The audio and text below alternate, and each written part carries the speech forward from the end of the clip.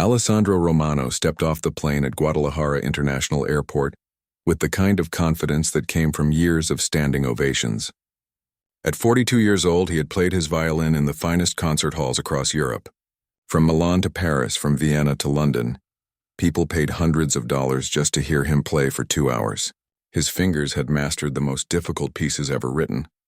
Vivaldi, Paganini, Bach, these were the composers he lived and breathed every single day. The Mexican sun hit his face as he walked through the airport terminal. It was hot, much hotter than Rome, where he had been just yesterday. Alessandro loosened his silk tie and looked around. The airport was busy with families, business people, and tourists, all rushing to different places. He pulled his expensive leather suitcase behind him, the one with his initials engraved in gold letters. His agent, Maria Santos, walked beside him. She was a short woman in her 50s with kind eyes and graying hair pulled back in a neat bun. Maria had been born in Mexico but moved to the United States when she was young. She had worked with Alessandro for 5 years now, booking his concerts and managing his schedule. She knew him well, maybe too well. She knew about his talent, but she also knew about his pride. As they walked toward the exit, music filled the air. A group of musicians stood near the arrival gate playing for tips. There were 5 of them, all dressed in black pants and white shirts. 2 played guitars, one held a large bass-like instrument, another had a trumpet, and the last one played a violin. The music was loud and cheerful, full of rhythm and energy.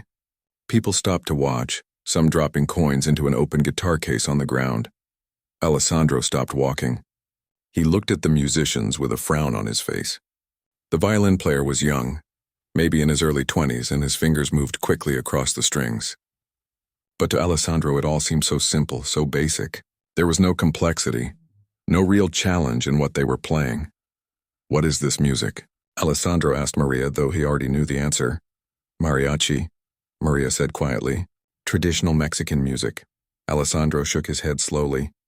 "It's just tourist music," he said, not bothering to lower his voice. "Simple folk melodies for people who don't understand real music. Look at that violin player. He's just playing the same patterns over and over. Where is the difficulty? Where is the art?" Maria's jaw tightened. She felt a flash of anger rise in her chest, but she pushed it down. This was not the first time Alessandro had made comments like this.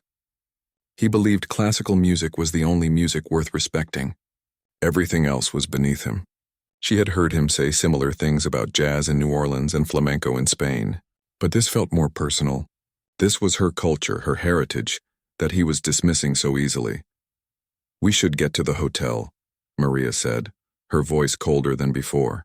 "You have a meeting with the festival director in 2 hours." They walked outside into the bright sunlight. A driver was waiting for them, holding a sign with Alessandro's name. The man loaded their luggage into a black car, and soon they were driving through the streets of Guadalajara. Alessandro looked out the window at the city. Buildings painted in yellow, pink, and orange lined the streets. Markets overflowed with colorful fruits and flowers. People walked on sidewalks, talking and laughing. Street vendors sold tacos and fresh juices from small carts. "It's very colorful," Alessandro said. "Different from Europe." Maria didn't respond. She was still thinking about his comments at the airport. She wondered, not for the first time, why she continued to work with someone who could be so dismissive of other cultures. The money was good, yes, but was it worth swallowing her pride every time he opened his mouth? The hotel was beautiful. It was a historic building in the city center, with a large fountain in the courtyard and rooms that looked out over the old plaza. Alessandro's room was on the 4th floor, spacious and elegant with high ceilings and antique furniture. He unpacked his clothes carefully, hanging his concert suits in the closet. Then he took out his violin case and placed it gently on the bed. The violin was his most precious possession. It was made in 1710 by a famous Italian craftsman. Alessandro had bought it at an auction 10 years ago, for more money than most people earn in a lifetime. He opened the case and looked at the instrument. The wood glowed a deep red-brown color. Just seeing it made him feel calm. He picked up the violin and played a few notes, checking that it had survived the flight without any problems. The sound was perfect, as always. He played a quick section from a Paganini piece, his fingers moving so fast they were almost a blur. Yes, this was real music. This required years of training, perfect technique, and true artistic understanding. There was a knock on his door. Maria stood in the hallway with a folder of papers. "The schedule for the week," she said, handing him the folder. "Tomorrow you perform at Teatro Degolado. The next day you have a master class at the Conservatory of Music. Then 3 more days of workshops and private lessons with advanced students. On Saturday you perform the closing concert of the festival." Alessandro flipped through the papers. "And the students at the conservatory, they are classical musicians, yes?" "Most of them," Maria said. "But some study traditional Mexican music as well. The conservatory has programs for both." Alessandro raised an eyebrow. "They teach that here? At a serious music school?" Maria's eyes flashed with anger again. "Yes, Alessandro. They teach that here, because mariachi is a serious musical tradition with its own techniques, history, and artistic value. Just because you don't understand it doesn't mean it's simple." She turned and walked away before he could respond. Alessandro stood in the doorway, surprised. Maria rarely spoke to him like that. He went back into his room and closed the door, feeling slightly uncomfortable. But he pushed the feeling away. Maria would get over it. She always did. That evening, Alessandro decided to eat dinner at a restaurant near the hotel. He wanted to try authentic Mexican food, though he doubted it would compare to Italian cuisine. The restaurant was called La Hacienda, and it was full of people enjoying their meals. Waiters in white shirts moved between tables carrying plates of steaming food. The smell of grilled meat and spices filled the air. Alessandro was seated at a table near the window. He ordered something the waiter recommended, not really paying attention to what it was.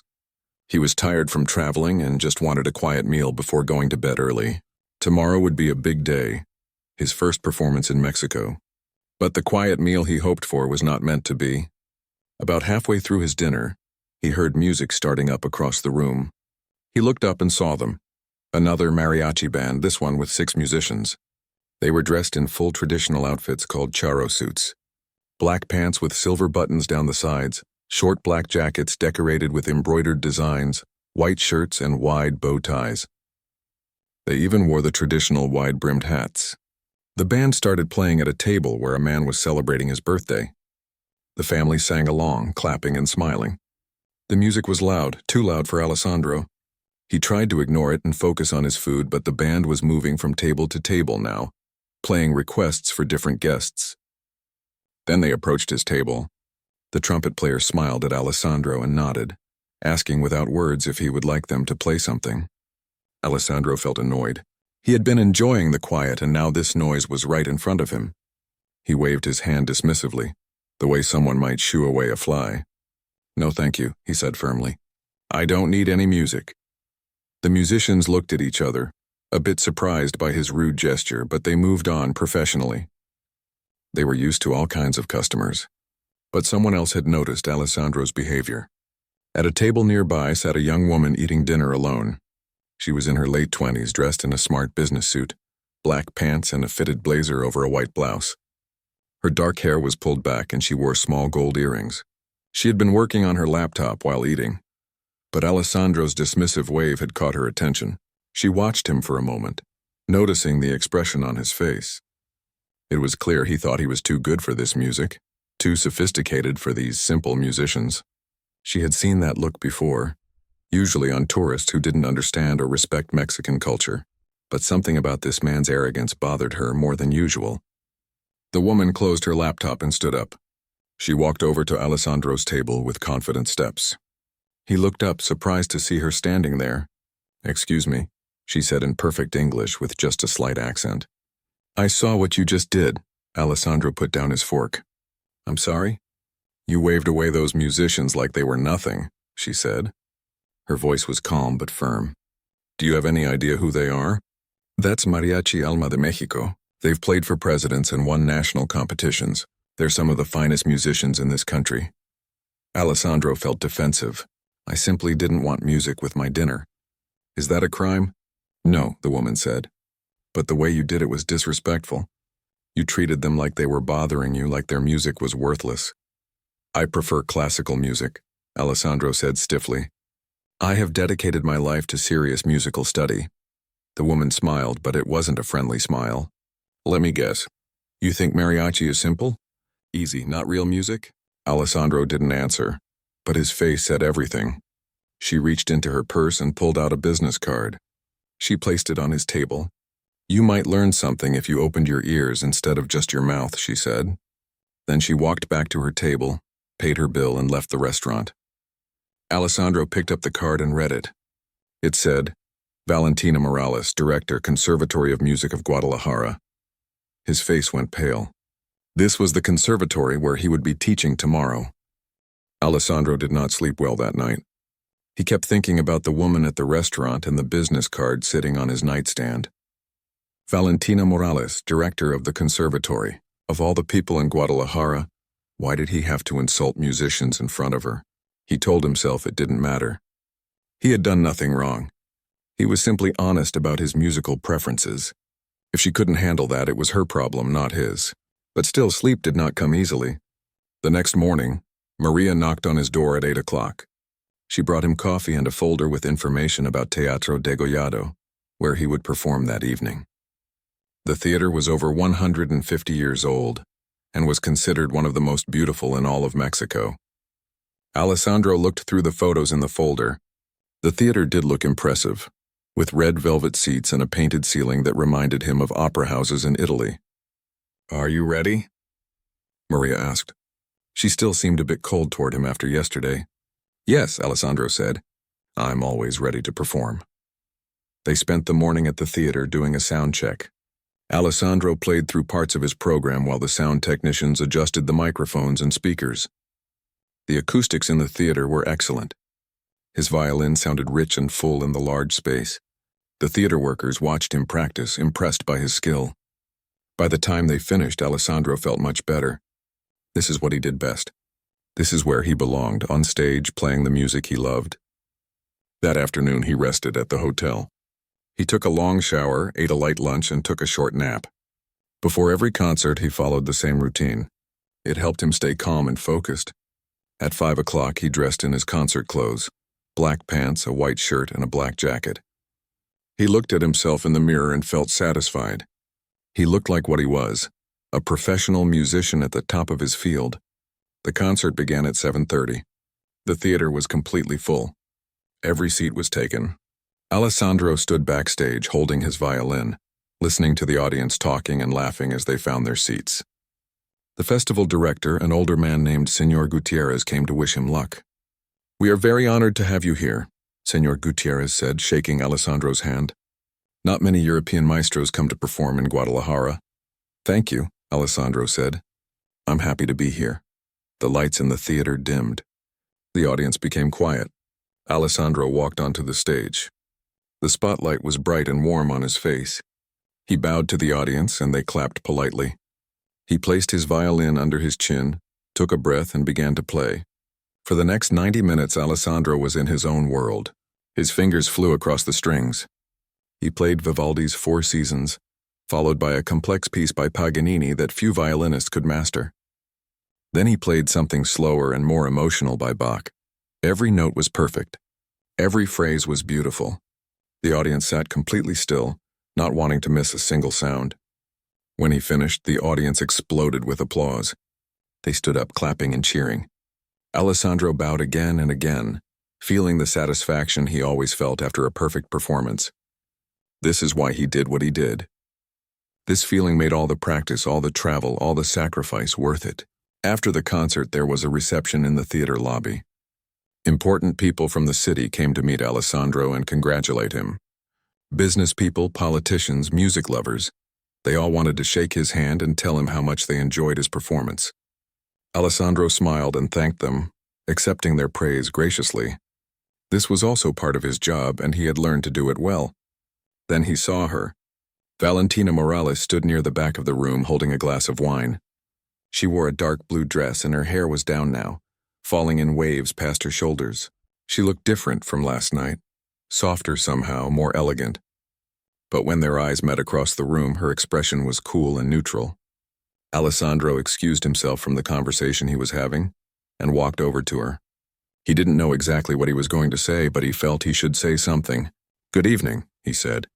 "Good evening," Valentina replied. "You played very well tonight. Your technique is impressive." "Thank you," Alessandro said. He waited for her to say more, but she didn't. About last night at the restaurant. Don't worry about it, Valentina interrupted. You're entitled to your opinions, even if they're wrong. Alessandro felt his face get hot. Wrong? I expressed a preference for classical music. How can a preference be wrong? A preference isn't wrong, Valentina said calmly. But disrespecting other musical traditions because you're ignorant about them, that's wrong. Ignorant? Alessandro's voice rose slightly. A few people nearby turned to look. He lowered his voice. I have studied music for 35 years. I have performed in every major concert hall in Europe. I am not ignorant. You're ignorant about mariachi, Valentina said simply. You admitted it yourself last night. You called it simple tourist music, but you've never studied it, never learned to play it, never even listened to it properly. That's the definition of ignorance. Alessandro opened his mouth to argue, but no words came out. She was right in a way. He had never actually studied mariachi music. But did he need to? Wasn't it obvious that classical music was more complex, more sophisticated? I'll see you tomorrow at the conservatory, Valentina said. Try not to insult any more musicians before then. She walked away, leaving Alessandro standing alone with his glass of wine and his wounded pride. The next morning, Alessandro arrived at the Conservatory of Music at 10 o'clock. The building was beautiful, built in a colonial style with white walls and arched windows. Inside, the halls were filled with the sound of students practicing. He heard pianos, violins, cellos, flutes, and voices all mixing together in a chaotic but somehow pleasant noise. Maria led him to a large rehearsal room where his master class would take place. About 20 students were already there, waiting. They ranged in age from late teens to mid-20s. They all held violins and looked at Alessandro with excitement and nervousness.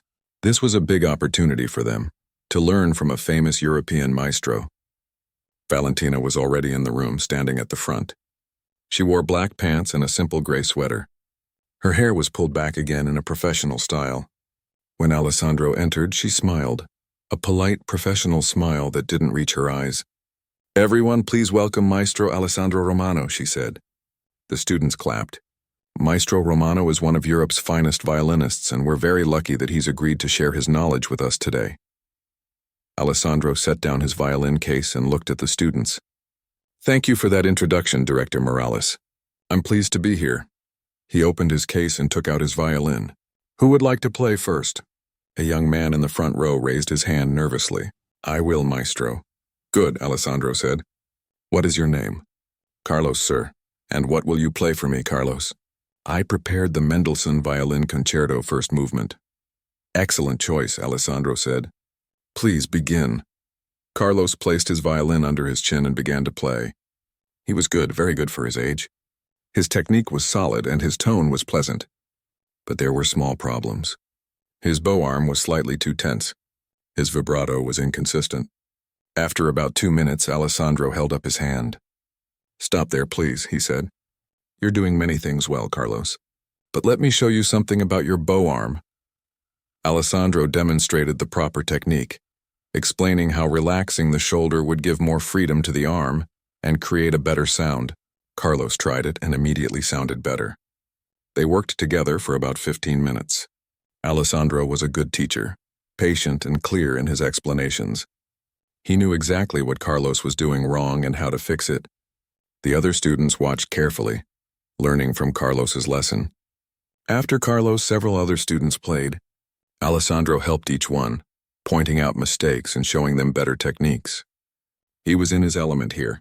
This was what he had trained for, what he knew better than anyone in the room. Then a young woman named Sophia raised her hand. Maestro, may I play something different? Not classical? Alessandro looked at Valentina, who was sitting in the back of the room watching. She raised her eyebrows slightly as if to say, let's see what you do now. What would you like to play? Alessandro asked Sophia. A mariachi piece, Sophia said. It's called El Son de la Negra. Alessandro felt trapped. If he said no, he would look close-minded in front of everyone. But if he said yes, he would have to listen to mariachi music and pretend to be interested in it. Of course, he said, forcing a smile. Please, go ahead. Sophia began to play. The melody was fast and rhythmic, full of energy. Her fingers moved quickly and she swayed slightly as she played, her body moving with the music. The other students started clapping along with the rhythm, some of them smiling and tapping their feet. The music filled the room with joy and life. When Sophia finished, everyone clapped enthusiastically. Alessandro clapped too, but his clapping was slower and more reserved than the others. "Very nice," he said. "You have good rhythm and energy." "Do you have any technical notes for her?" Valentina asked from the back of the room. Her voice was neutral, but there was a challenge in it. That evening, Alessandro sat alone in his hotel room. He had declined Maria's invitation to dinner, saying he was tired. But really, he just wanted to be alone with his thoughts. He kept replaying the scene from the masterclass in his mind. The way Valentina had challenged him. The way the students had looked at him when he couldn't critique Sophia's mariachi playing. The feeling of not knowing something, of being out of his depth. He picked up his phone and searched for videos of mariachi music. He found a recording of a professional group performing at the Palacio de Bellas Artes in Mexico City. For the first time in his life, he actually listened carefully to what they were playing. The violin player's fingers moved incredibly fast. The coordination between all the musicians was perfect. The emotional expression in their playing was undeniable. Alessandro put down his phone, feeling confused. How had he been so wrong? Or was he wrong? Maybe the music was still simple compared to Paganini or Vivaldi, but the performers were skilled. He didn't know what to think anymore. There was a knock on his door. He opened it and found Maria standing there with a serious expression on her face. "We need to talk," she said. Alessandro stepped aside and let her in. Maria sat down in one of the chairs and looked at him for a long moment before speaking. "I've been working with you for 5 years," she began. "In that time, I've watched you insult jazz musicians in New Orleans, dismiss flamenco guitarists in Madrid, and make fun of folk musicians in Ireland. I stayed quiet because it wasn't my place to tell you what to think. But yesterday at the airport, when you called mariachi tourist music, something inside me broke." Alessandro sat down on the edge of the bed. "Maria, let me finish," Maria said firmly. "My grandfather was a mariachi musician. He played trumpet in Jalisco for 50 years. He never became famous, never played in fancy concert halls like you do. But he was a master of his instrument and his tradition. He taught himself to read music because his family was too poor to send him to school. He played at weddings, funerals, birthdays, celebrations. He brought joy to people's lives every single day." Maria's eyes were wet with tears, but her voice stayed strong. "When he died 3 years ago, 200 people came to his funeral. They came because his music had touched their lives. Can you say the same? How many people would come to your funeral, Alessandro? How many lives have you really touched, or do you just play for rich people who clap politely and then forget about you?" Alessandro felt like he had been slapped. "That's not fair." "Maybe not," Maria said. "But I need to know something. Do you want to keep being this person? The person who thinks he's better than everyone else because he plays dead composers? Or do you want to actually learn something while you're here in Mexico?" Alessandro was quiet for a long time. Finally, he said, "I don't know how to be different. This is who I've always been." "Then maybe it's time to change," Maria said. She stood up to leave. "Director Morales asked me to give you a message. She wants to meet with you tomorrow morning at her office before your next workshop. I suggest you go with an open mind." After Maria left, Alessandro lay on his bed and stared at the ceiling. He thought about her grandfather, the trumpet player who touched 200 lives. He thought about his own career, the prestigious concerts, the awards, the reviews in important newspapers. He had always thought those things meant he was successful, that he was important, but now he wasn't so sure. The next morning, Alessandro arrived at Valentina's office at 9 o'clock. Her office was on the second floor of the conservatory, a small but comfortable room filled with books, sheet music, and photographs of musicians. She was sitting at her desk when he knocked on the open door. "Come in, maestro," she said. "Please sit down." Alessandro sat in the chair across from her desk. He felt like a student being called to the principal's office. Valentina looked at him with those intelligent, challenging eyes. "I want to propose something," she said. "A challenge, if you will." "What kind of challenge?" Alessandro asked carefully. "Spend 1 week learning about mariachi music," Valentina said. "Really learning about it. Attend rehearsals with a professional ensemble. Study the history and traditions. Try to learn to play just one piece. You can choose which one. If, at the end of the week, you still think it's simple music with no real artistic value, I'll publicly acknowledge that you were right. I'll say that classical music is superior to mariachi, and apologize for challenging you. Alessandro raised his eyebrows. And if I change my mind? Then you'll perform a mariachi piece at your closing concert on Saturday, Valentina said. Alongside your classical program, you'll show everyone that you learned something, that you were big enough to admit you were wrong and humble enough to learn something new. Alessandro's first instinct was to refuse. This was ridiculous. He was a classical violinist, not a mariachi player. But then he thought about Maria's words last night. About his pride, his certainty, his closed mind. Maybe this was exactly what he needed, to be pushed completely out of his comfort zone. What if I fail? He asked. What if I spend a week trying and I'm terrible at it? Then you're terrible at it, Valentina said with a small smile. But at least you'll know. At least you'll have tried. And maybe you'll understand why it's not as simple as you thought. Alessandro was quiet for a moment. Then he said, Why are you doing this? Why do you care what I think? Valentina leaned back in her chair. Because you're not the first person to come here and dismiss our music, she said. And you won't be the last. But you're the first one who's been honest enough to admit, even a little bit, that maybe you don't know everything. That gives me hope that you can actually learn something.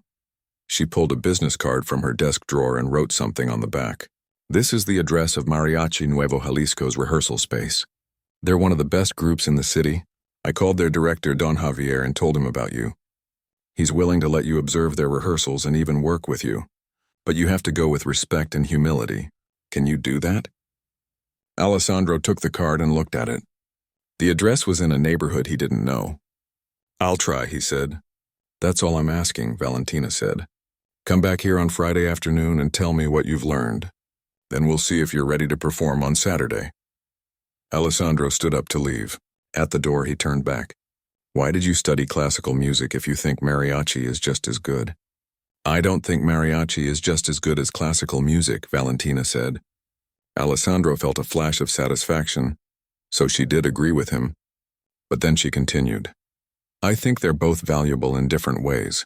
I studied classical music because I wanted to understand it deeply, not because I thought it was better. And I came back to Mexico to teach because I wanted to help students understand that they don't have to choose between their heritage and their ambitions. They can have both. That afternoon, Alessandro took a taxi to the address on the card. The building was old and simple, not fancy like the concert halls he usually visited. He could hear music coming from inside, trumpets, guitars, and violins all playing together in a complex arrangement. He stood outside for a moment, nervous in a way he hadn't felt in years. Finally, he opened the door and went inside. The music stopped. 8 men looked at him from where they stood in a circle in the middle of a large room. They all held instruments. The oldest one, a man with gray hair and weathered brown skin, stepped forward. You must be Alessandro, the man said in Spanish-accented English. I'm Javier. Don Javier, Alessandro said, trying to be respectful. Thank you for allowing me to come, Javier smiled. Valentina told me about you. She said you think our music is simple. The other men chuckled, but not in a mean way. It was like they had heard this before and found it amusing rather than insulting. I was wrong to say that, Alessandro said. I've never actually studied mariachi music. I'm here to learn if you'll teach me. Javier studied him for a moment, then nodded. Sit down, watch, listen. Ask questions if you want, but mostly just pay attention. Alessandro sat in a folding chair against the wall. The musicians went back to their circle and continued playing. For the next 2 hours, Alessandro watched and listened like he had never watched and listened before. He noticed how each musician had a specific role. The guitar player provided the bass foundation. The 2 guitar players created the rhythmic and harmonic structure. The trumpet players added bright melodic lines. The 2 violins played in harmony, sometimes leading the melody, sometimes supporting it. But what really struck Alessandro was how they played together.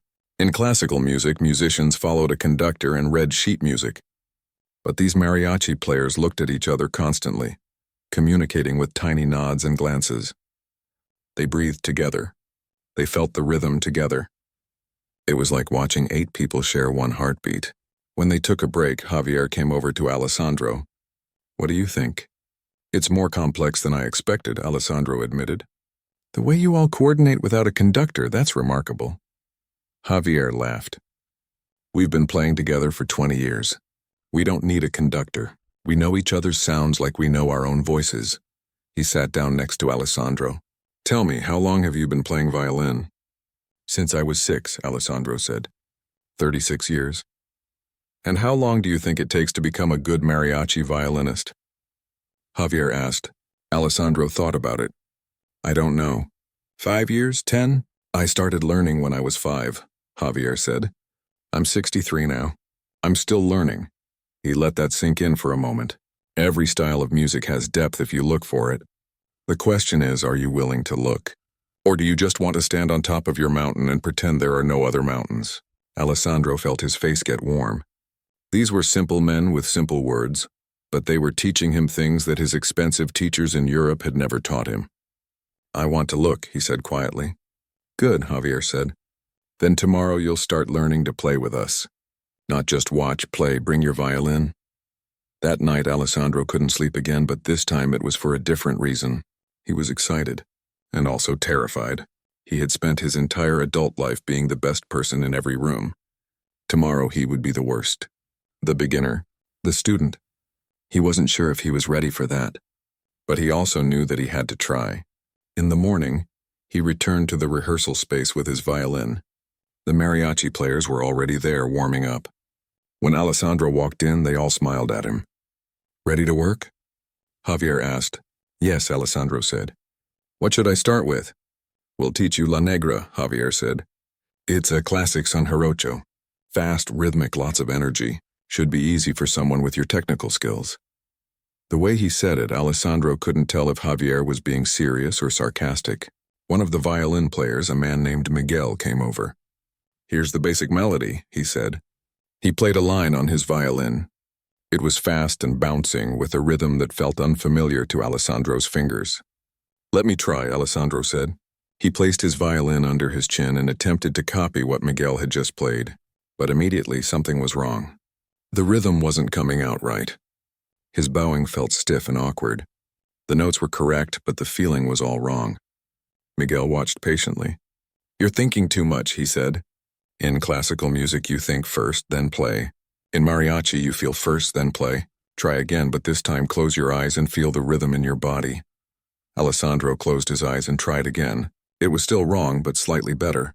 He tried again. And again. After 20 attempts, he was sweating and frustrated. The other mariachi players had stopped their own practice to watch Alessandro struggle with La Negra. Some of them were trying not to smile. This famous European maestro, who could play the most difficult Paganini pieces without breaking a sweat, couldn't manage a basic mariachi melody. It was humbling to watch, and even more humbling to experience. Take a break, Javier said finally. You're fighting with the music instead of dancing with it. Alessandro lowered his violin, breathing hard. His arm hurt from holding the bow in an unfamiliar way. His pride hurt even more. I don't understand, he said. The notes aren't that difficult. Why can't I play it? Because you're trying to play it like it's classical music, Miguel explained. But mariachi has its own language. The way we use the bow is different. The way we phrase the melody is different. The way we connect with the other instruments is different. You need to forget everything you know and start fresh. I can't just forget 36 years of training, Alessandro said, frustration clear in his voice. No, Javier agreed. But you can put it aside for a few hours and try to learn something new. If you're willing. Alessandro wanted to argue. He wanted to say that this was a waste of his time, that he should be practicing his classical pieces for the closing concert, but he had accepted Valentina's challenge. He had promised to really try. So he took a deep breath and said, Okay, teach me. For the next 3 hours, Miguel worked with Alessandro on just the first 8 measures of La Negra. They broke it down into tiny pieces. Miguel showed him how to hold the bow a little differently for the bouncing rhythm, how to accent certain notes while keeping others light, how to let his body move with the music instead of standing rigid and formal. It was the hardest thing Alessandro had done in years. Not because the notes were difficult, they weren't, but because everything about the approach was different from what he knew. In classical music, precision was everything. Every note had to be exactly correct, exactly in time, exactly the right volume. But in mariachi, there was room for personal expression, for slight variations, for feeling over perfection. By the time the rehearsal ended, Alessandro could play those 8 measures. Not well, but recognizably. The other musicians clapped for him, and this time Alessandro knew they weren't being sarcastic. They were genuinely celebrating his small progress. "Tomorrow we'll learn the next section," Miguel said. "And the day after that, the next one. By Friday, maybe you'll have the whole piece." "Maybe," Alessandro said doubtfully. As he was leaving, Javier pulled him aside. "You're doing better than I expected," he said. "Most classical musicians who come here give up after an hour. They can't handle not being the best in the room." "I'm still not sure I can handle it," Alessandro admitted. "But you're still here," Javier pointed out. "That counts for something." That evening, Alessandro met Valentina at a cafe near the conservatory. She had invited him to discuss his progress, and also, he suspected, to make sure he was actually following through with the challenge. "How was your first day with Don Javier?" she asked after they ordered coffee. "Humiliating," Alessandro said honestly. Then he surprised himself by laughing, "but also interesting. I learned 8 measures of La Negra." "Only 8 measures?" Valentina's eyes twinkled with amusement. "Those 8 measures might be the hardest I've ever learned," Alessandro said. "Not because they're technically difficult, but because I have to unlearn everything I know about playing violin. It's like learning to write with my left hand when I'm right-handed." Valentina nodded. "That's exactly what it's like. Every musical tradition has its own technique, its own approach. What works in classical music doesn't always work in mariachi. What works in mariachi doesn't always work in jazz. They're all valid, but they're all different." Their coffee arrived.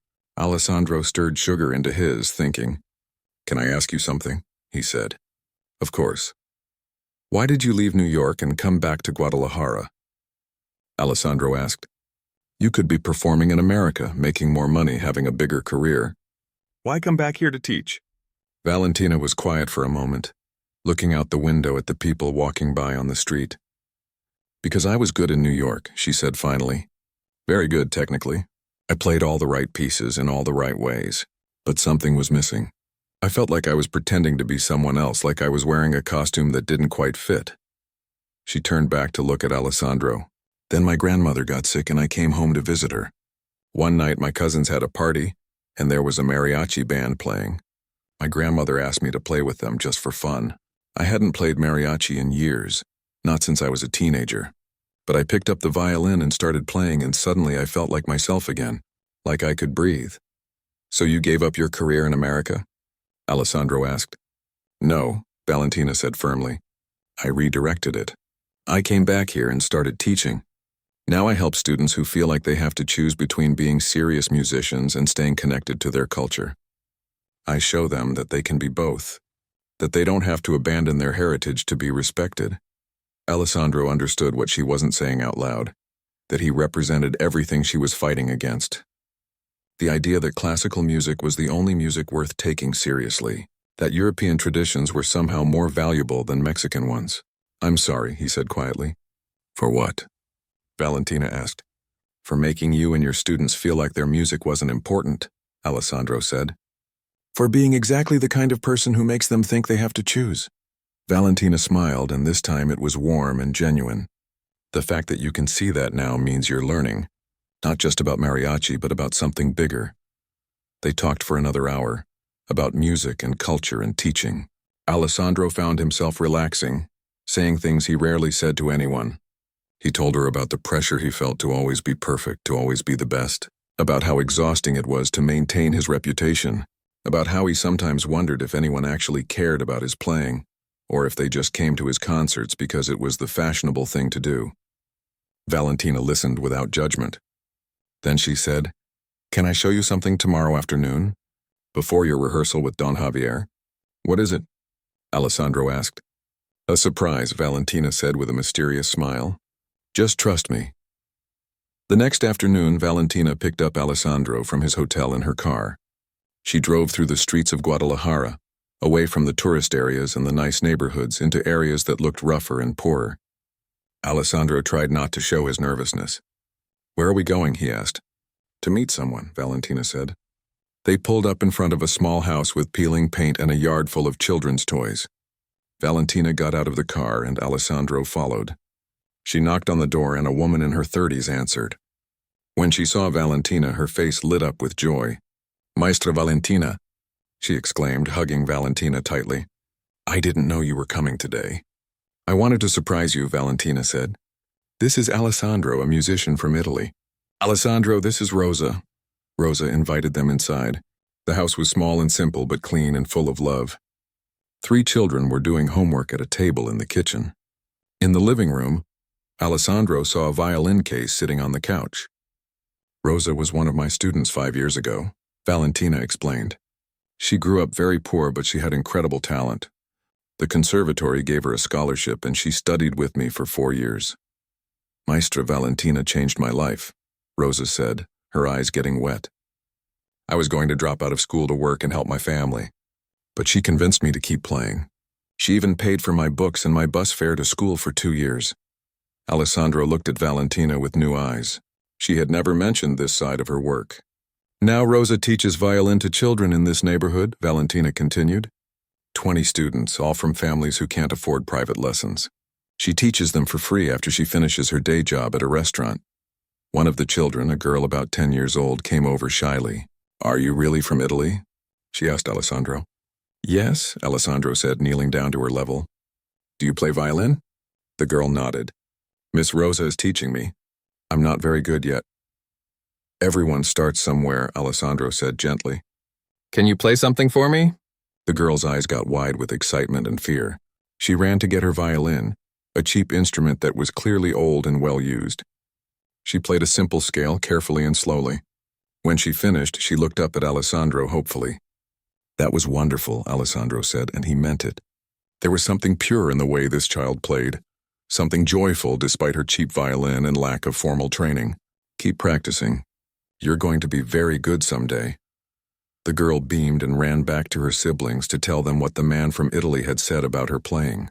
As they drove back to the city center, Alessandro was quiet. Valentina glanced at him. You're thinking, she said.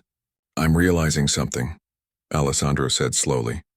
I've spent my whole career playing for rich people in expensive concert halls. I've played the same pieces 1,000 times for audiences who clap politely and then go home to their big houses.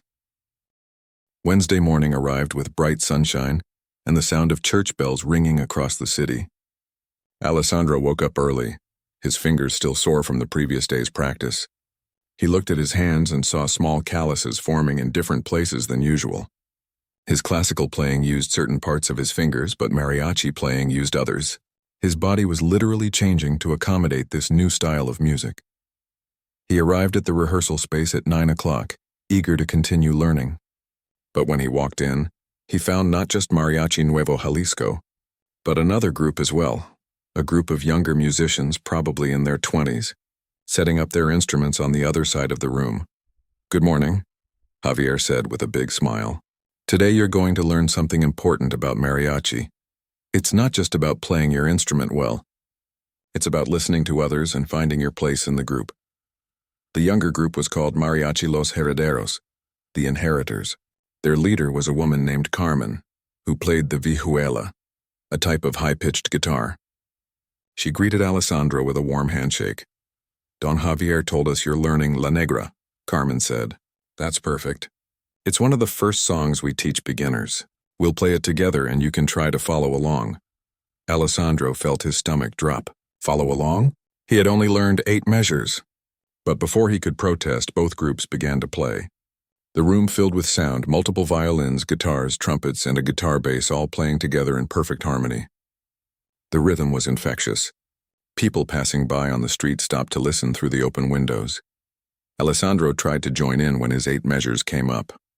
He played them, but his sound was so quiet compared to everyone else that he could barely hear himself.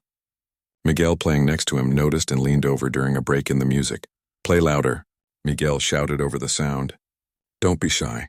In mariachi, we play with confidence, with power.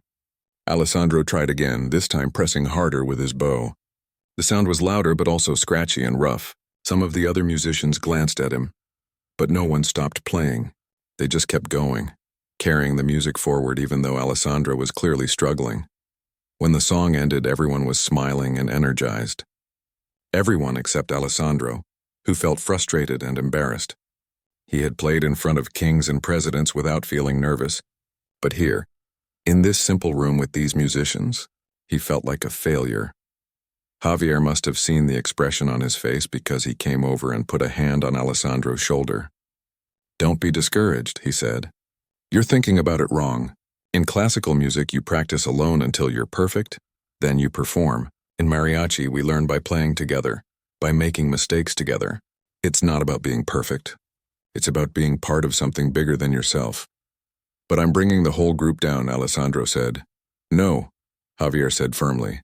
"You're learning. There's a difference. Every person in this room was where you are now at some point. Even me. Even Miguel, who's the best mariachi violinist in Guadalajara. We all started as beginners. Carmen from Los Herederos came over. When I was learning," she said, "I was terrible for 2 years. My timing was always off. My strumming was too loud or too soft. But my teacher told me to keep playing with the group anyway. He said that music is like conversation. You learn by doing it, not by thinking about it." For the next 2 hours, the two mariachi groups played together, and Alessandro tried to keep up. Sometimes he managed his 8 measures successfully. Other times he got lost and had to stop, waiting to find his place again. But no one seemed annoyed with him. Instead, the other musicians encouraged him, nodded at him when his part was coming up, and slowed down slightly when they saw him struggling. During a break, Alessandro sat down with a bottle of water, exhausted. A young trumpet player from Los Herederos, a kid who couldn't have been more than 20 years old, sat down next to him. "This is your first time playing mariachi?" the kid asked. "Yes," Alessandro said. "Is it obvious?" The kid laughed. "A little. But you're doing okay. I heard you play classical music, right?" "You're famous?" "In Europe, maybe," Alessandro said. "Here, I'm just a beginner trying to learn something new." "That's cool," the kid said. Most famous musicians wouldn't do that. They wouldn't risk looking bad in front of people. It takes guts. Alessandro had never thought about it that way. He had been so focused on how humiliating this experience was that he hadn't considered that it might actually be brave. "Thank you," he said. "I'm Pablo, by the way," the kid said, holding out his hand. They shook hands, and Pablo started telling Alessandro about his own journey with music. He had grown up in a small town, learning trumpet from his uncle. When he was 16, he moved to Guadalajara to study at the conservatory. Now he played with Los Herederos on weekends and studied during the week. "Do you ever want to play classical music?" Alessandro asked. Pablo shrugged. "I like classical music. I respect it. But mariachi is my heart, you know? It's my culture, my history. When I play mariachi, I'm connected to my grandfather and his grandfather, all the way back. That means something to me." Alessandro understood what Pablo meant. For the first time, he saw mariachi music not just as a style or a technique, but as a living tradition that connected people across generations. In classical music, he played pieces written by composers who died hundreds of years ago.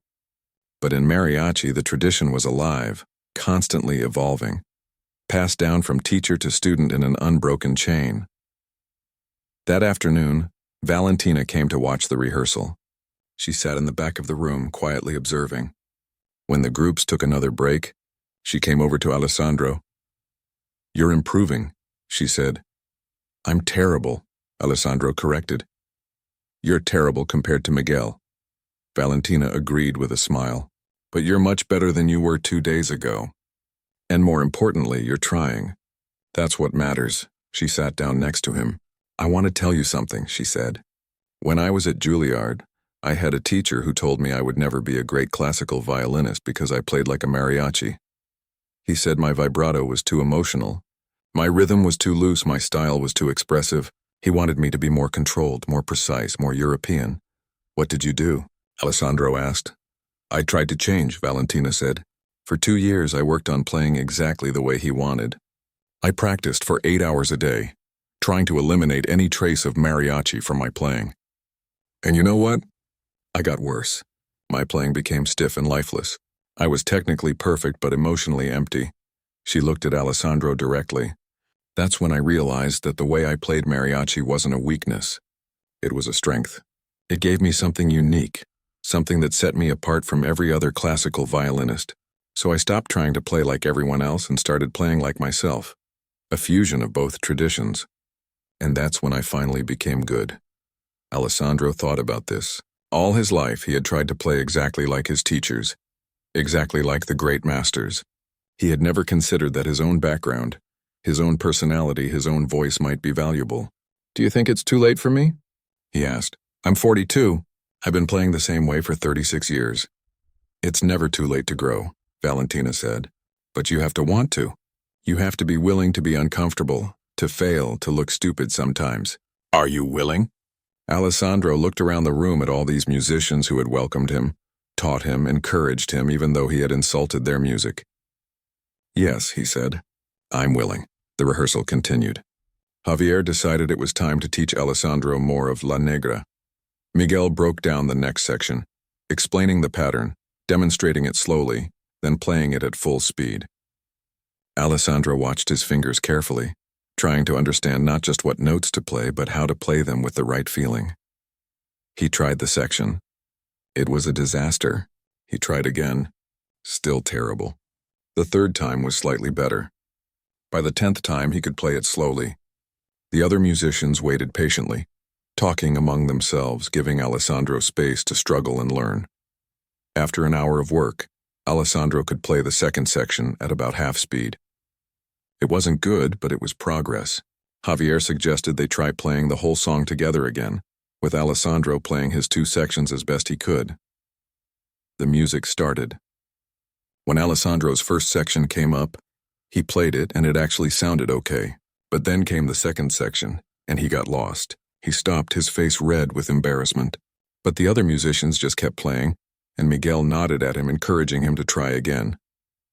The section came around a second time, and this time Alessandro made it through, even if his playing was shaky. When the song ended, everyone clapped, not politely like at a concert, but genuinely celebrating his small victory. Alessandro felt something unfamiliar in his chest. It took him a moment to recognize what it was. Joy. Pure, simple joy at making music with other people, even if he wasn't the best one in the room. That evening, Alessandro didn't go back to his hotel right away. Instead, he walked through the streets of Guadalajara, just observing the city. He passed restaurants where mariachi bands played for diners. He saw street musicians playing on corners. Thursday morning came too quickly. Alessandro woke up feeling tired but strangely energized. He had stayed up until 2 a.m. with Valentina, working on the music, talking about life and art and everything in between. There was something easy about being with her, something comfortable despite the fact that they came from such different worlds. He met her for breakfast at a small cafe near the conservatory. She was already there when he arrived, drinking coffee and reading a newspaper. When she saw him, she waved him over. "How do you feel?" she asked. "Exhausted," Alessandro admitted. "But good. Thank you for helping me last night." "You're welcome," Valentina said. "But you did the work. I just showed you which direction to look." They ordered breakfast, eggs and beans and fresh tortillas. Alessandro was getting used to Mexican food now.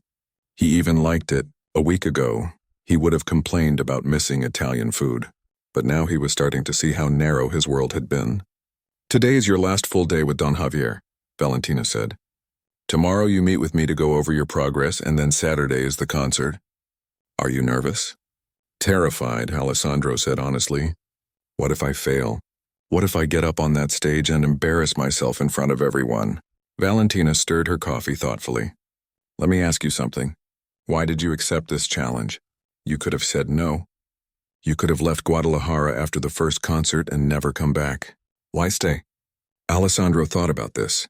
"Because I was wrong," he said finally. "And I needed to know how wrong I was. I needed to understand what I'd been missing." "And do you understand now?" Valentina asked. "I'm starting to," Alessandro said. "But I still have so much to learn. 1 week isn't enough," Valentina smiled. 1 week is never enough, but it's a beginning. And sometimes a beginning is all we need to change direction. They finished breakfast and walked together to the rehearsal space. Along the way, they passed a music shop. Valentina stopped and pointed at the window display. "Do you see that violin?" she asked. Alessandro looked. It was a cheap student violin, probably worth less than $100. Nothing like his expensive Italian instrument. "What about it?" "That was my first violin," Valentina said. Well, not that exact one, but that model. My grandfather bought it for me when I was 7 years old. It cost him a month's wages. I thought it was the most beautiful thing in the world. She turned to look at Alessandro. When I got to Juilliard, some of the other students made fun of me because I had a cheap violin. They all had expensive instruments, some of them worth hundreds of thousands of dollars. I felt ashamed. But my teacher told me something I've never forgotten. He said, the instrument doesn't make the music. The heart does. I've heard beautiful music from cheap violins and terrible music from expensive ones. The question isn't what you play, but why you play. Alessandro looked down at his own violin case.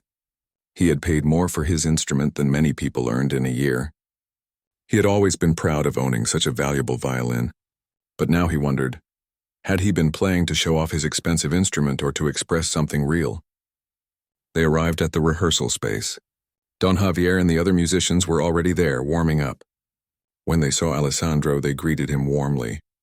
He was one of them now, at least in some small way. No longer the arrogant maestro who looked down on their music, but a student learning their craft. Today we finished learning La Negra, Javier announced. Alessandro, you have 2 sections already. Today you learn the final 3. Then we play the whole thing together, start to finish. Are you ready? Alessandro took a deep breath. I'm ready. Miguel took him aside and began teaching the 3rd section. This part was faster and more complex than the previous sections. The rhythm changed, becoming more syncopated. Alessandro's fingers stumbled over the notes. He tried again. And again. After 20 minutes, he was frustrated. I can't do this, he said, lowering his violin. It's too fast. My fingers won't move that quickly. Your fingers can move quickly, Miguel said patiently. I've heard you play Paganini. You can play faster than this. The problem isn't your speed.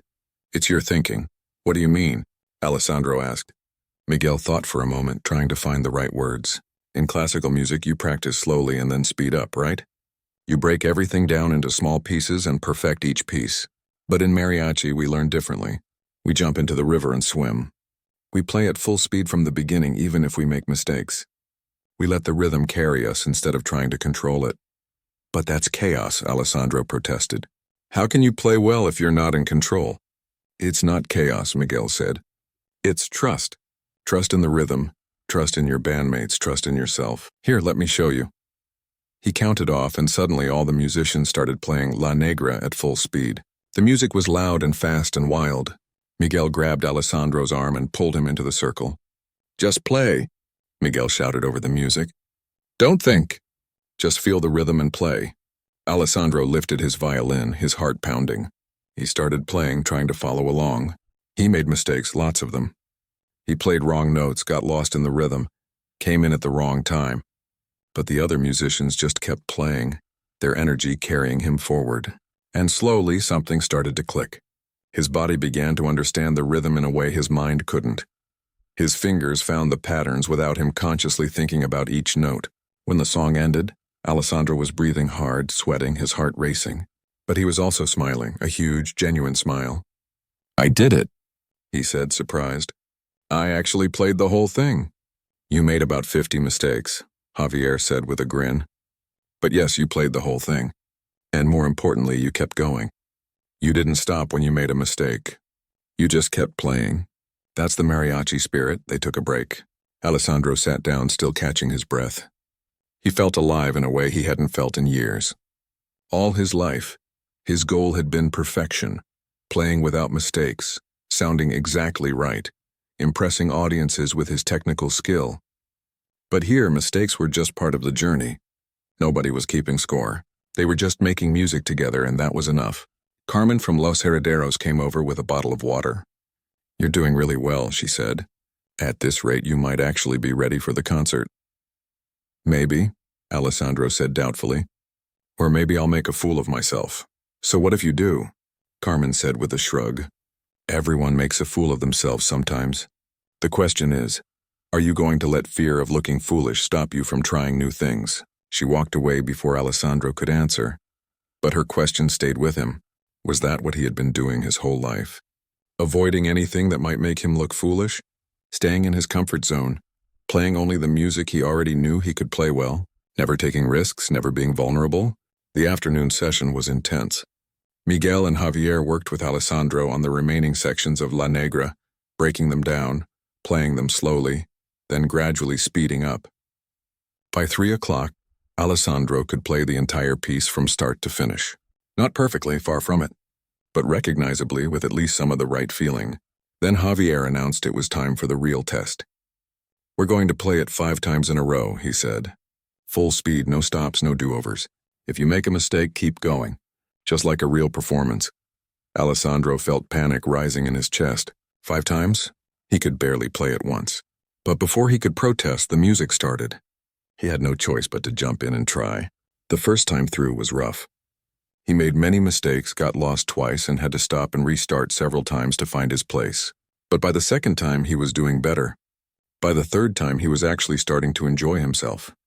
By the fourth time, he was playing with the group, not just alongside them. And by the fifth time, something magical happened. He forgot about the notes, forgot about his mistakes, forgot about his fear. He just played, letting the music flow through him, and for about 30 glorious seconds, he felt like a real mariachi musician. When they finished, everyone was quiet for a moment. Then Javier started clapping, and the others joined in. Alessandro stood there overwhelmed with emotion. These men had given him something precious. Not just skills, but a new way of thinking about music and about himself.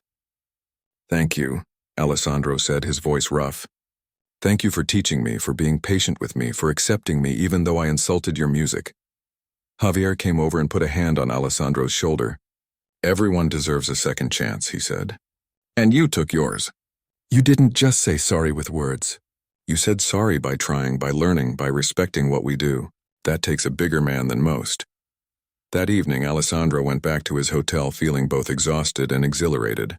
He had learned more in 4 days than he had learned in the previous 4 years. Not just about mariachi music, but about himself, about pride, about what it meant to be truly humble. But when he got to his room, reality came crashing back.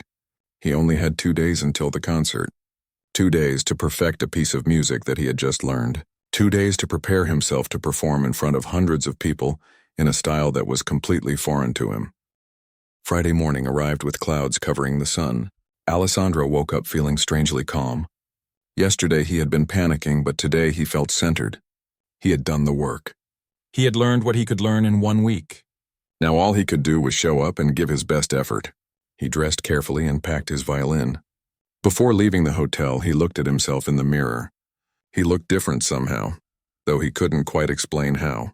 Maybe it was in his eyes, less certainty but more openness. Less pride but more confidence. He smiled at his reflection, then headed out to meet Valentina. They had agreed to meet at a small church near the conservatory. When Alessandro arrived, he found the door unlocked. He stepped inside into cool dimness. The church was empty except for Valentina, who sat in a pew near the front looking up at the altar. "Good morning," Alessandro said softly, his voice echoing in the quiet space. Valentina turned and smiled. "Good morning. Thank you for meeting me here. I wanted to talk to you somewhere peaceful before tomorrow's concert." Alessandro sat down next to her. For a moment they just sat in comfortable silence, listening to the distant sounds of the city outside. "How do you feel?" Valentina asked. "Ready," Alessandro said. "Not confident that I'll play well, but ready to try." "That's all anyone can ask," Valentina said. "I want to tell you a story. When I came back from New York, I had to relearn mariachi music. I thought I remembered it from when I was young, but I had lost something essential during my years of classical training.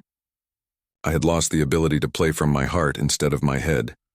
She looked down at her hands. "The first time I performed with a mariachi group after returning, I was terrible. I made mistakes, my rhythm was off, my style was too stiff. People in the audience looked confused. This was supposed to be the talented girl who went to Juilliard? I wanted to run off the stage and never come back. What did you do?" Alessandro asked. "I kept playing," Valentina said simply, "because I realized that this wasn't about me and my pride. It was about the music, about the tradition, about honoring my grandfather and my culture. So I practiced every day for 6 months. I made mistakes at every performance. But slowly I found my way back to the music. And when I finally did, it was more beautiful than anything I had played in New York because it was real. It was mine." She turned to look at Alessandro directly. "Tomorrow you might make mistakes. You probably will. But if you play with honesty and respect, people will see that. They'll see someone who was brave enough to admit he was wrong and humble enough to learn something new. That's worth more than a perfect performance. Alessandro nodded, feeling the weight of her words. Can I ask you something? Of course. Why did you push me so hard? Alessandro asked. You could have just let me stay ignorant. You could have ignored my comments at the restaurant and moved on with your life. Why did this matter so much to you? Valentina was quiet for a long moment. Because I've spent my whole life fighting against people like who you were when you arrived, she said finally. People who think their culture is better than mine. People who think classical music is real music and everything else is just entertainment. I've had to prove myself over and over to show that I'm not just good for a mariachi player, but actually good, period. Her voice got stronger. But more than that, I saw potential in you.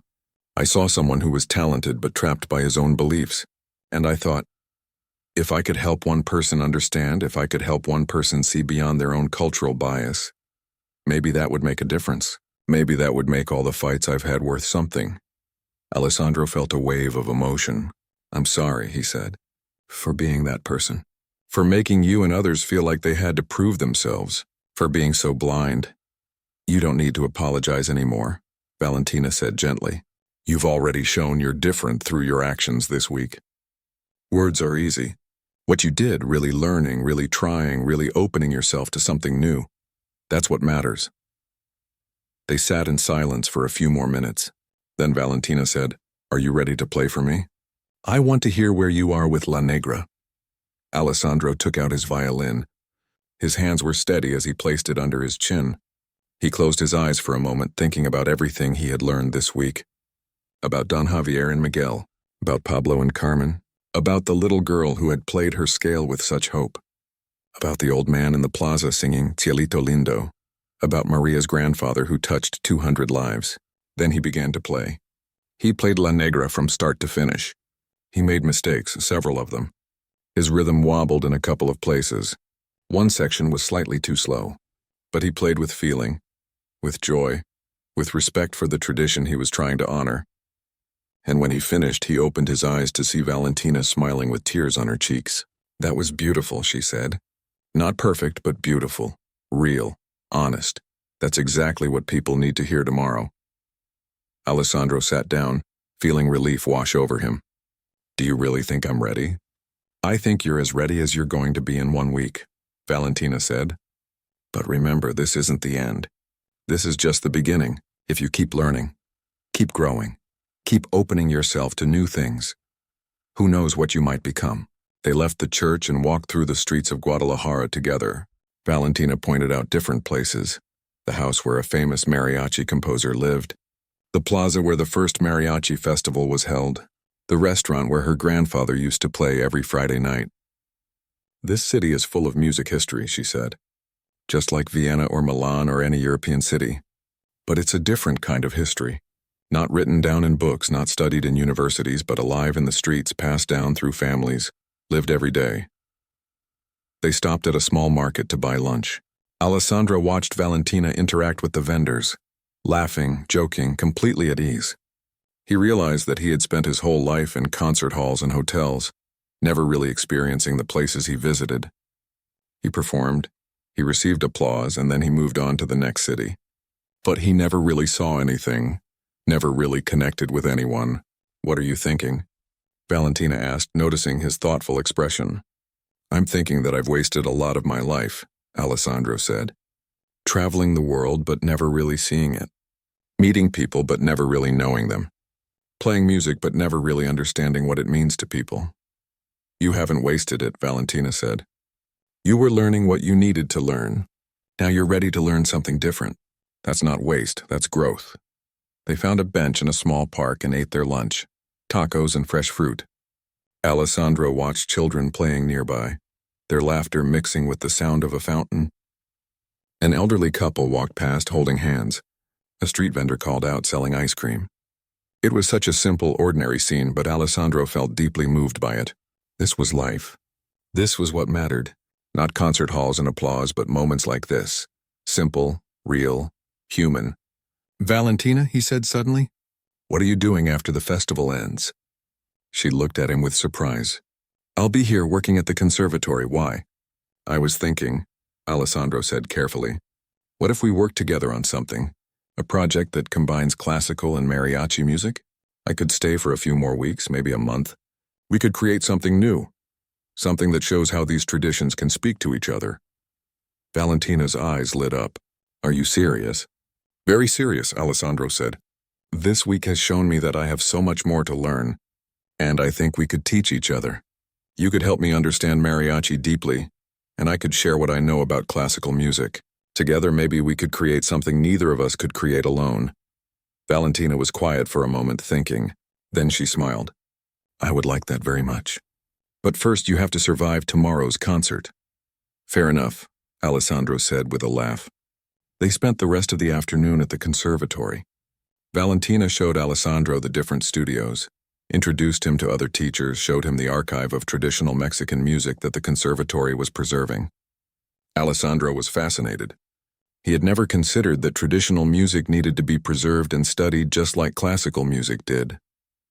In the evening, Valentina invited Alessandro to her home for dinner. She lived in a small apartment filled with books, music, and photographs. Pictures of her family covered one wall. Her grandparents, her parents, her siblings, and cousins. In the center was a large photo of an old man holding a trumpet, smiling at the camera. Your grandfather? Alessandro asked. Yes, Valentina said. That was taken the year before he died. He was at my graduation from Juilliard. I was so worried he would feel out of place in New York, but he loved it. He said music is music, no matter where you play it. She cooked dinner while Alessandro looked at her collection of sheet music. He found arrangements of classical pieces in mariachi style, and mariachi pieces arranged for classical ensembles. It was clear that Valentina had been working on bridging these two worlds for years. Over dinner, they talked about music, about life, about their dreams. Saturday morning arrived bright and clear. Alessandro woke up early, feeling surprisingly calm. This was it, the day he had been preparing for all week. The day that would either prove his growth or expose his failure. But somehow he wasn't worried about which one it would be. He had already succeeded in the ways that mattered most. He had learned, he had changed, he had opened his heart to something new. He spent the morning quietly. He ate a simple breakfast, took a long walk through the city, and then returned to his hotel to rest. Maria came by at noon with the schedule for the evening. The concert would begin at 7:30. First, Alessandro would play his classical program, the same pieces he had played at his opening concert. Then, after a brief intermission, the mariachi portion would begin. How are you feeling? Maria asked, studying his face carefully. Good, Alessandro said, and he meant it. Ready? I'm proud of you, Maria said, her eyes getting wet. Not for what you're going to do tonight, but for what you've done this week. My grandfather would have liked you the new you. Alessandro hugged her, something he had never done before. Thank you for not giving up on me, he said. At 4 o'clock, Alessandro went to the theater for a sound check.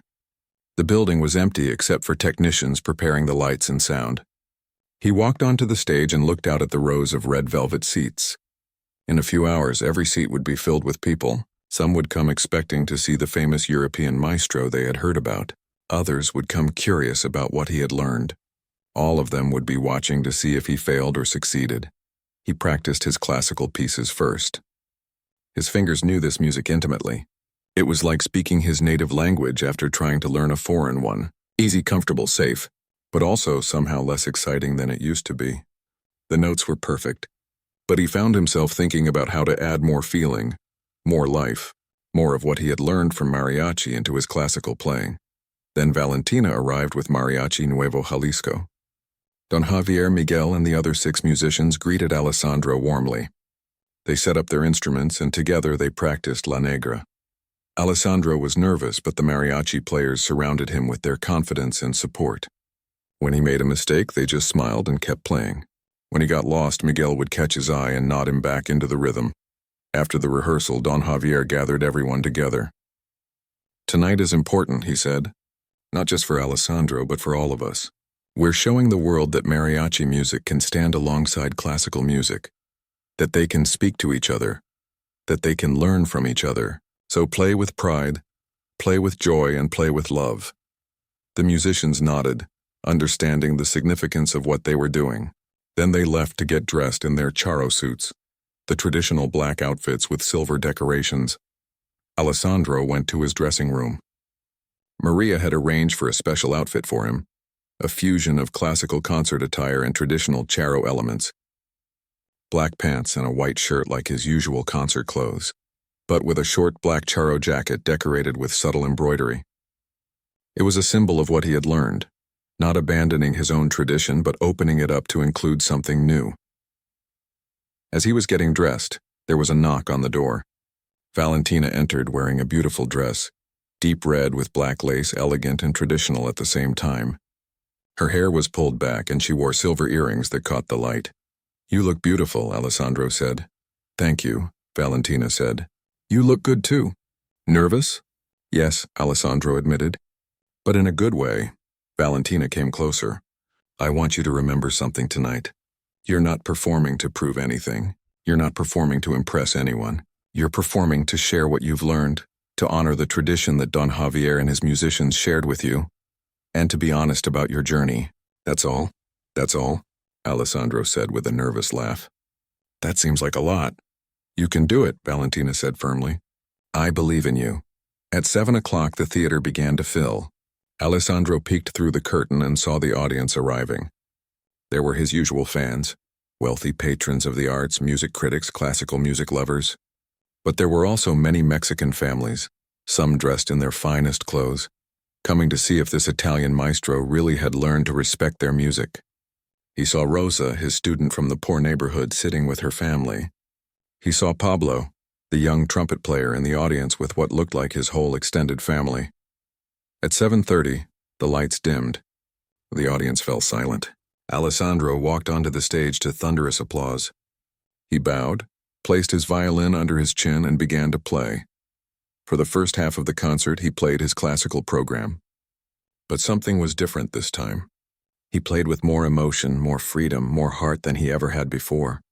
The technical perfection was still there, but now there was something deeper underneath it. The audience could feel it. They leaned forward in their seats, completely absorbed.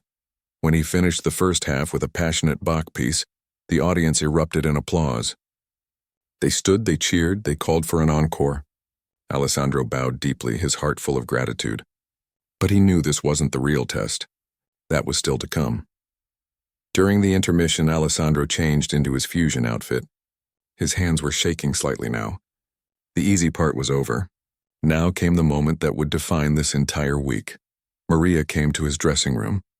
"The theater is buzzing," she said. "Everyone is talking about your playing in the first half. They're saying you've never sounded better, and now they're all wondering what's going to happen in the second half." "So am I," Alessandro said with a nervous smile. Mariachi Nuevo Jalisco gathered backstage. Don Javier put a hand on Alessandro's shoulder. "Remember," he said, "this isn't about being perfect. It's about being together. We're a team now. Trust us and we'll carry you through." The lights dimmed again. The audience quieted, filled with anticipation. What was this famous European violinist about to do? The curtain opened. The audience gasped.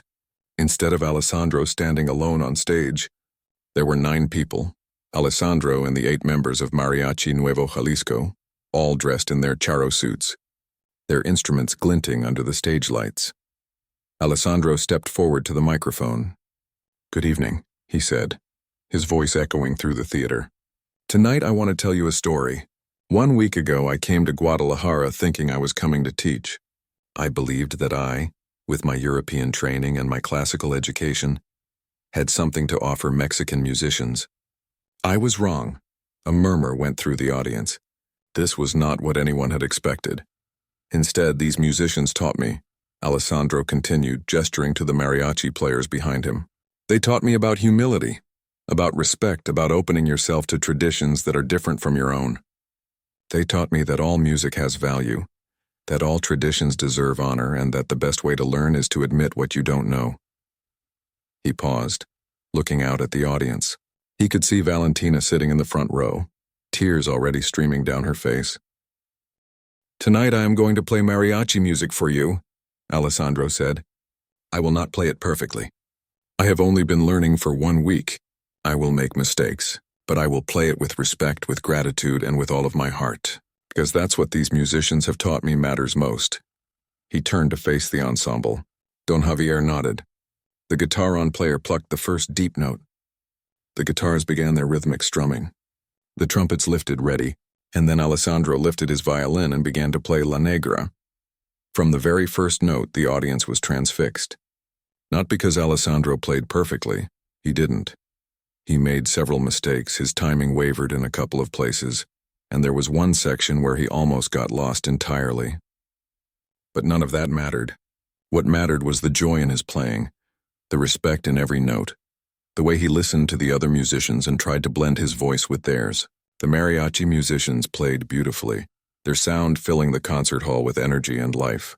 This was music meant for plazas and parties, but here in this elegant theater, it had its own dignity, its own power. And Alessandro, this European maestro who had once called mariachi simple music, was right there with them, doing his best to honor their tradition.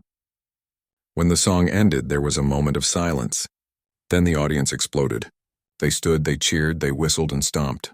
Many people were crying, moved not just by the music but by what they had witnessed. This proud man humbling himself, learning something new, admitting his mistakes and trying to make amends through action, rather than just words.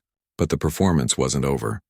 The mariachi ensemble played several more pieces, showing the audience the range and complexity of their art. They played fast songs and slow songs, happy songs and melancholic songs. Alessandro stepped back for most of these, just playing small supporting parts, letting the real masters show their skill. Then Valentina stood up from the audience. She walked up onto the stage carrying her violin. The audience recognized her and applauded. She spoke briefly into the microphone. "Maestro Romano has shown us tonight what it means to be brave," she said. "To admit you were wrong, to learn something new, to risk failure in pursuit of growth. Now I want to show you something. I want to show you what it looks like when two musical traditions speak to each other, when they learn from each other, when they become something new together." She nodded to the mariachi ensemble, and they began to play a traditional Mexican melody. But Valentina played it with classical technique, adding ornamentations and variations that came from European tradition. The effect was stunning. The soul of mariachi with the sophistication of classical music blended seamlessly. Then the melody changed, shifting into a classical piece, but the mariachi ensemble continued playing, adding their rhythms and harmonies to the classical structure. Now it was classical music with the heart of mariachi, and it was breathtaking. Alessandro watched Valentina play, completely mesmerized. Her fingers flew across the strings with impossible speed and precision. Her bow work was flawless. But more than that, her playing had soul. It had depth. It had something that transcended technique and spoke directly to the heart. She was playing music that was uniquely hers. Not purely classical, not purely mariachi, but a fusion that was more beautiful than either one alone. And in that moment, as he watched her play, Alessandro stopped playing altogether. He lowered his violin and just stood there, his mouth slightly open, completely speechless. He had played with the finest musicians in Europe. He had heard the greatest violinists of his generation, but he had never heard anything like this. Valentina wasn't just playing music. She was speaking a language that bridged worlds, that honored multiple traditions at once, that showed what was possible when you opened your heart to learning. The piece ended. The audience went wild. But Alessandro still stood there, frozen, unable to move or speak. Valentina turned to him with a smile. "Are you okay?" she asked softly. Alessandro tried to speak but couldn't find words. Finally, he just shook his head in wonder. "I have never heard anything so beautiful in my life," he managed to say. "You are beyond anything I ever imagined possible." Valentina took his hand. "That's what happens when you stop choosing between traditions and start learning from all of them," she said. "You become something new, something more than you were before." The mariachi ensemble played one final piece, a joyful, celebratory song that had the entire audience clapping along. Alessandro found his voice again and played with them, no longer worried about mistakes, just enjoying the pure pleasure of making music with friends. When the concert ended, the standing ovation lasted for 15 minutes. People didn't want to leave. They wanted to stay in this moment, in this space where they had witnessed something rare and precious. True transformation, true growth, true bridge building between cultures. Backstage, after the audience finally left, Alessandro was surrounded by well-wishers. Critics who had come expecting to see a curiosity piece left humbled and moved. Mexican families thanked him for respecting their music. Musicians from both classical and mariachi traditions congratulated him on his courage. But Alessandro was looking for Valentina. He found her in the hallway, talking with Don Javier and the other mariachi musicians. When she saw him approaching, she smiled. "You did it," she said. "No," Alessandro said. "We did it. I couldn't have done any of this without you, without Don Javier, without everyone who taught me this week." Don Javier patted Alessandro on the back. "You're not done learning, you know," he said with a grin. "1 week is just the beginning. You still have years of work ahead if you really want to master mariachi." "I know," Alessandro said, "and I want to, if you'll continue to teach me." "Of course," Don Javier said. "You're part of the family now." The musicians left to celebrate, inviting Alessandro and Valentina to join them later. For a moment, Alessandro and Valentina stood alone in the quiet hallway. "So," Valentina said, "you mentioned earlier this week that you wanted to stay and work on a project together. Were you serious about that?" "Very serious," Alessandro said. "I've been thinking about it all week. What if we created a concert series that brings together classical and mariachi musicians? Shows that feature both traditions, that show how they can learn from each other? We could tour it, Mexico, Europe, the United States. Show people that music doesn't have to be divided into categories, that all traditions have value." Valentina's eyes sparkled with excitement. "I love that idea. We could also create educational materials, workshops for students, maybe even recordings that document this fusion."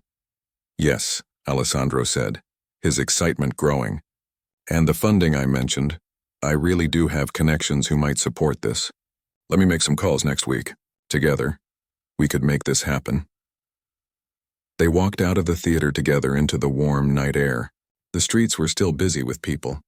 Music floated from restaurants and bars. Life continued as it always did. "Alessandro," Valentina said, stopping to look at him. "Can I tell you something?" "Anything," he said. "When I first met you at the restaurant, I was so angry," she said. "I thought you were just another arrogant European who would never change. But I challenged you anyway because I thought maybe, just maybe, you might surprise me. And you did. You more than surprised me. You showed me that people really can change if they're willing to be uncomfortable, to be vulnerable, to be wrong." "You changed me," Alessandro said simply. "Not just my thoughts about mariachi, but my thoughts about everything. About music, about culture, about what it means to be a teacher, about what success really looks like. You changed my entire understanding of what it means to be a musician." Valentina moved closer. "So what happens now?" "Now," Alessandro said. "Now I cancel my next 3 concerts in Europe and stay here. I keep learning from Don Javier and the others. I work with you on this project. I figure out what it means to be this new version of myself." "And after that?" Valentina asked softly. Alessandro took her hand. "After that, who knows?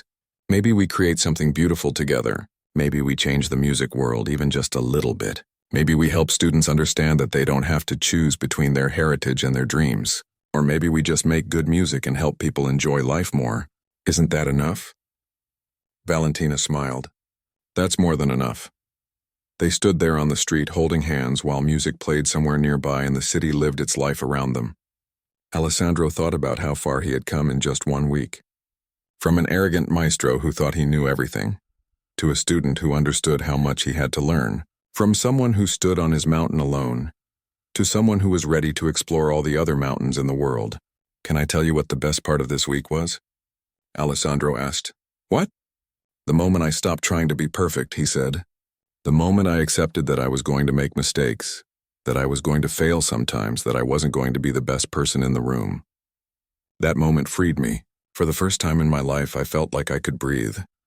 Valentina squeezed his hand. "That's when real artistry begins. Not when you can play perfectly, but when you can play honestly."